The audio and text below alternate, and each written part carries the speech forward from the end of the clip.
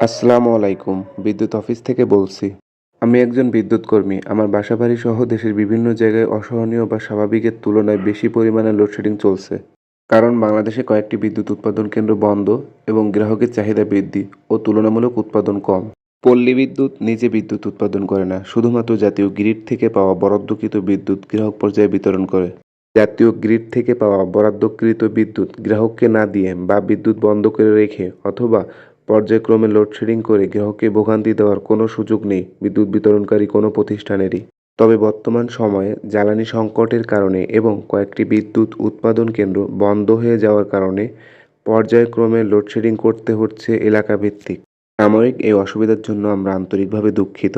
আশা করছি খুব অল্প সময়ের ভিতরে গ্রাহকের চাহিদা অনুযায়ী প্রাপ্ত বিদ্যুৎ উৎপাদন করে এ সমস্যার সমাধান করা হবে। বাংলাদেশের এই দুর্দিনে ক্রান্তিকাল মুহূর্তে উত্তেজিত না হয়ে ধৈর্য সহকারে আমাদের সহযোগিতা করার জন্য বিশেষভাবে অনুরোধ জানাচ্ছি। বিদ্যুৎ সম্পর্কিত সকল তথ্য আপডেট পেতে জরুরি বিদ্যুৎ সেবা 24 ফেসবুক পেজের সাথেই থাকুন। ধন্যবাদ সবাইকে। আসসালামু আলাইকুম।